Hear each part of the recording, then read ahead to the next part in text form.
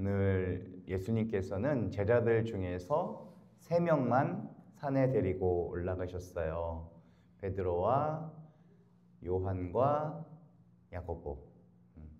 예수님의 제자 교육 방식이 좀 독특한 것 같아요. 이왕이면 12명 다 데리고 가시지. 왜 3명만 따로 데리고 가셨을까? 어떤 의도가 있겠다. 이 세 사람에게만 특별한 광경을 목격하도록 하셨다. 실제로 사도시대로 넘어가면서 이 세 사람은 예루살렘 교회의 핵심적인 리더가 됩니다. 오늘 그들 앞에서 변모하셨대요.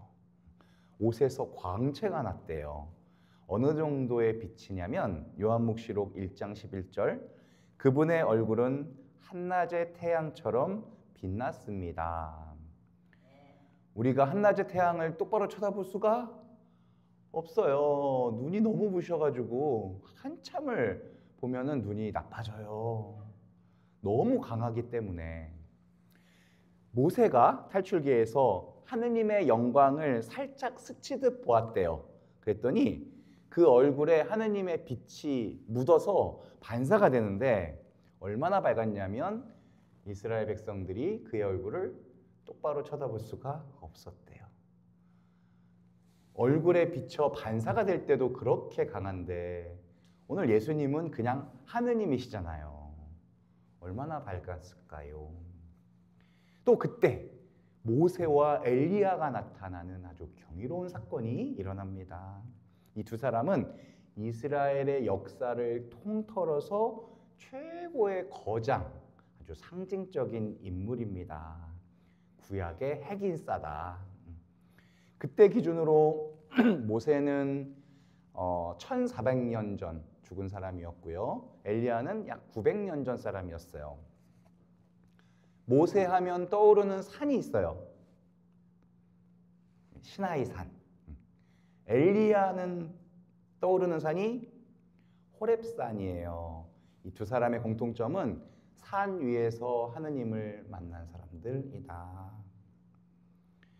모세는 율법을 받은 영도자였고요. 엘리야는 예언, 말씀을 받은 예언자였어요. 이 두 사람은 구약을 대표하는 사람입니다. 그래서 오늘 예수님과 만난 이 신비로운 조합은 신구약 전체의 만남을 뜻한다. 그 중심에 누가 계세요? 예수님. 그러면 예수님은 율법과 예언을 모두 성취한 분이시다. 그분들이 대화를 나누세요. 무슨 대화를 나누셨죠? 이걸 알면 왜 이 세 사람만 데리고 올라오셨는지를 알 수가 있게 돼요. 그분들은 예수님께서 예루살렘에서 이루실 일, 그게 뭐예요? 곧 세상을 떠나실 일에 대해서 이야기하고 있었대요. 이제 곧 십자가에서 처형당할 일.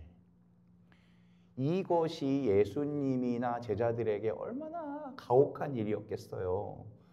특히 제자들은 혼란 그 자체였겠죠.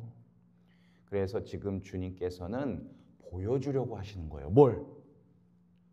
십자가가 끝이 아니다. 죽음이 끝이 아니다. 영광 중에 다시 오실 왕 중에 왕이시다. 그럼 이 장면을 보고 제자들은 깨달아야 하는 거예요. 우리가 힘들고 어려울 때 낙심하기 쉬워요. 하지만 이게 끝이 아니고 이 고통 뒤에는 영광의 날이 올 것이다 라고 믿으면 고난을 이길 수가 있어요? 없어요? 있어요. 마치 영화의 예고편처럼 이 영화의 끝에는 완전히 그 승리가 기다리고 있다라는 것을 살짝 보여주시는 거예요. 살짝. 아무리 실패하는 일들이 많아도 반드시 승리하는 날이 올 거다. 결국 이 광경을 목격했던 야고보는요, 사도들 중에 최초의 순교자가 됩니다. 베드로는 가다가 되돌아와서 결국 십자가에 자기 목숨을 걸죠. 요한은 예수님 십자가 밑을 끝까지 지킨 제자가 되는 거예요. 그들은 기꺼이 십자가의 길을 걸어갔어요. 그 길을 걸어갈 수 있었던 힘이 오늘 이 변모를 목격한 것이 아닐까 짐작할 수 있습니다. 바오로 사도는 이런 말을 했어요. 장차 우리에게 계시될 영광의 견주면 지금 이 시대에 우리가 겪는 고난은 아무것도 아니라고 생각합니다. 자, 이걸 조금 묵상하면 이래요. 지금 모든 사람이 이 땅에서 겪은 모든 고통을 다 끌어모아도 하느님 나라의 영광의 일순간과도 비교할 수 없을 것이다. 너무나 환상적인 그런 말씀이세요. 3년 전 이맘때 제가 사랑하는 친구의 어머니께서 췌장암으로 임종을 준비하고 계셨어요. 너무 고통스러우셨어요. 자연스럽게 저는 친구에게 이런 말을 했어요. 어머니께서 겪으신 모든 고통을 다 끌어모아도 이제 곧 가시게 될 하느님 나라의 황홀함과는 비교조차 안 될 것이다. 하느님 나라에 대한 희망은 힘든 현실을 살아가는 우리에게 큰 위로와 힘이 됩니다. 그 황홀함 속에 계실 이 요한나 어머니를 생각합니다.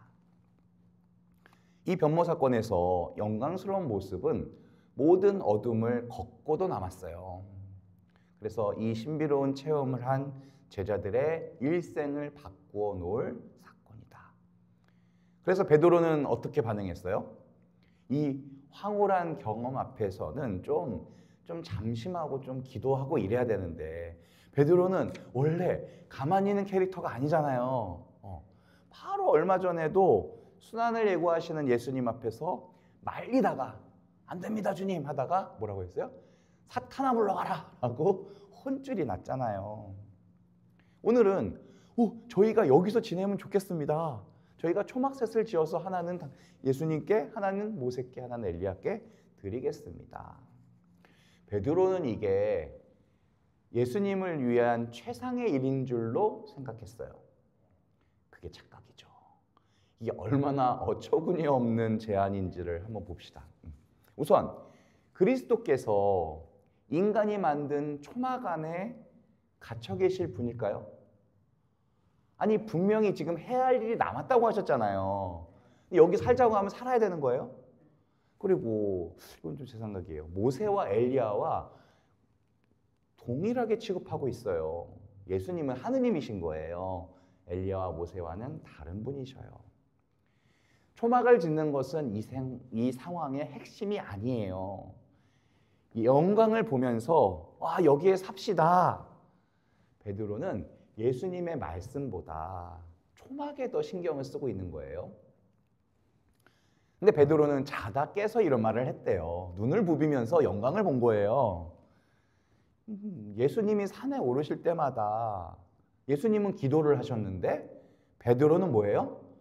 맨날 잤어요. 잠이 막 쏟아져 그냥.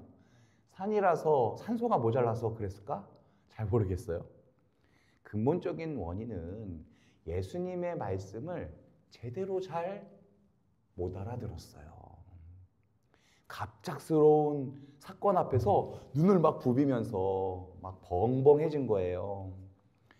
그래서 졸다가 깨서 헛소리한 것을 성경은 이렇게 기록하고 있어요.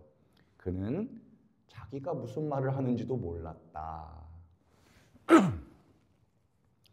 베드로의 결정적인 실수는요, 여기가 너무 좋다는 거예요. 너무 좋아. 너무 좋은 게 실수였어요. 사실 공감은 되죠. 너무 좋으면은 거기를 떠나고 싶어요? 떠나기 싫어요? 떠나기 싫잖아. 하지만 예수님께는 뭐가요? 십자가의 길이 남아있다니까요. 베드로는 그냥 평소대로 십자가는 생각하지 않고 눈앞에 보이는 메시아만 생각하다가 툭 던진 말이다. 이제 바로 구름이 와서 그들을 덮으며 이는 내가 선택한 아들이니 너희는 그의 말을 들어라. 예수님께서 세례 받으실 때 일어났던 비슷한 일이 일어났어요. 여기서 들어라라는 말은 잘 들어봐라라는 뜻이 아니라고요.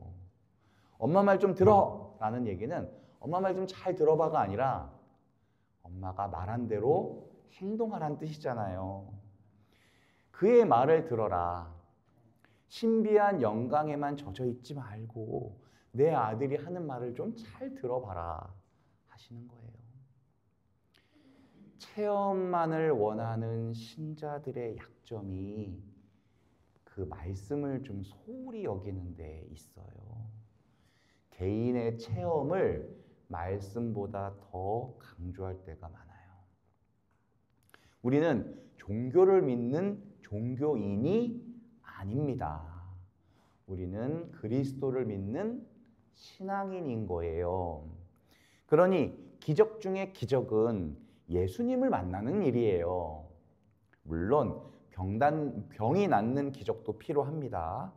하지만 그리스도를 알게 되는 게 진짜 기적인 거예요. 성경 말씀을 통해 그리스도에 대해 눈이 열리면 그게 기적인 거예요.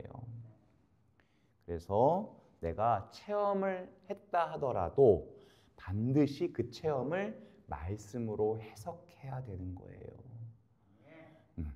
말씀으로 눈이 열려 세상을 본다면 우리는 매일매일 주님의 거룩한 변모를 체험하게 될 것입니다. 아멘.